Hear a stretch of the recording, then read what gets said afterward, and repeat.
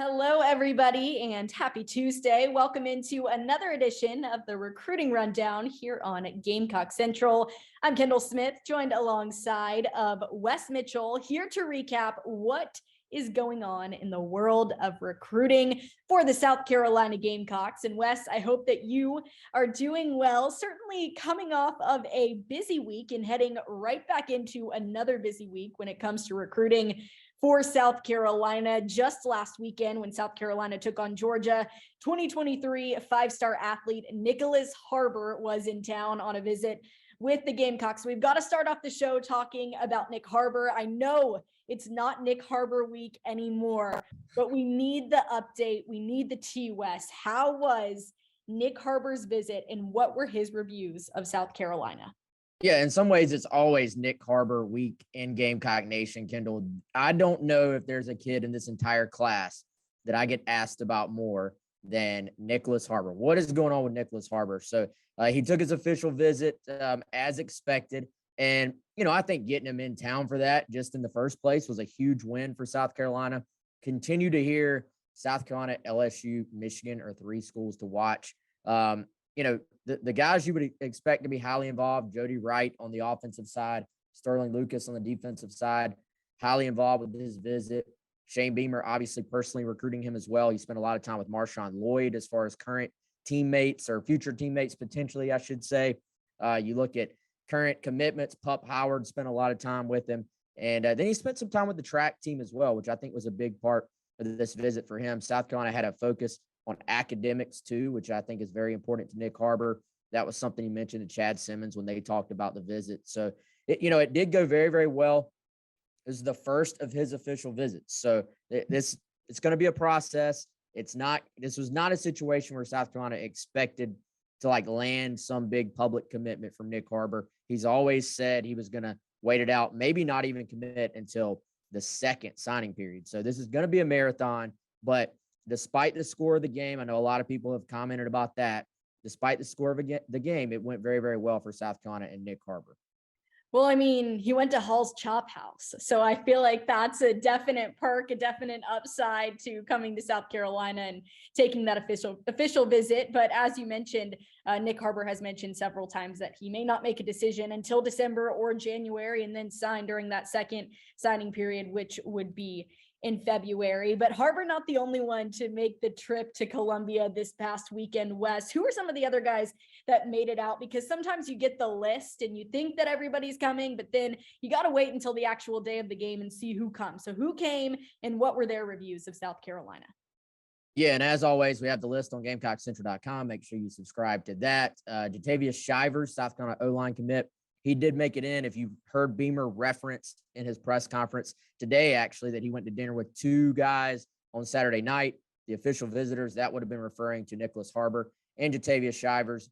That visit went well as well, from what I was told. And then several underclassmen, more and more, I think, recruiting during the season, because so many of the current class are just already committed. It's about getting those guys who are juniors on your campus. So Mazio Bennett, the Greenville wide receiver, he made it in. Cam Pringle made it in.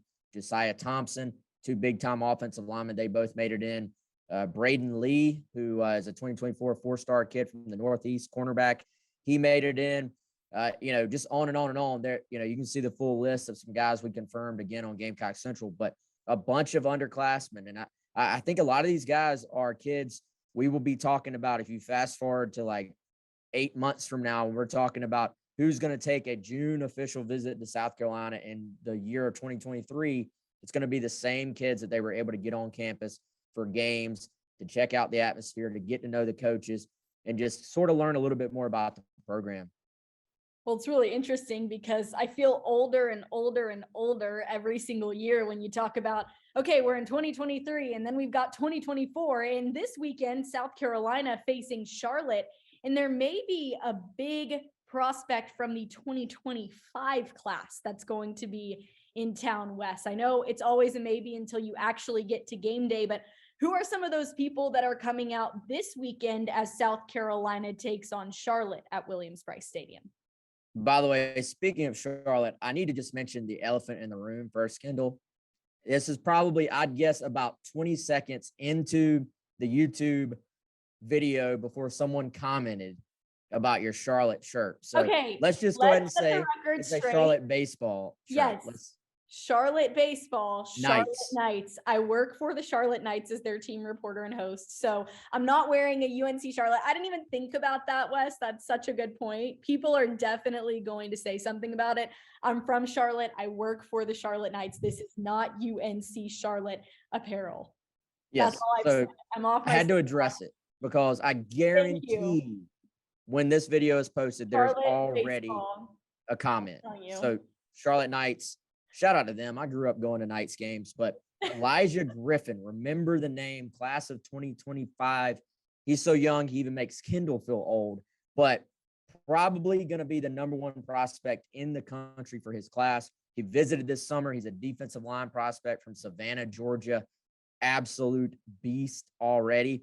And you're starting to see there's 2025 and 2026 prospects even that were on South Carolina's campus this past week. So it's weird. I understand. It does make, I think, everyone feel old. But hey, these young guys, if you already know that they're going to be just monster football players, you got to go ahead and get in on them early, no matter how old it makes the rest of us feel. And I think that's something South Carolina has done a really good job of with a lot of their recruits. So many of them mentioning that South Carolina was one of those initial first schools to offer them, maybe one of the first SEC schools to offer them. And that makes an impression to a lot of recruits. So a good thing for South Carolina to have some of these younger guys in the classes of 2025 and 2026 coming out. I guess that would make them what, like 15 or 16 years old? Somewhere around there? Yeah, something like that. Okay, that makes me feel super old.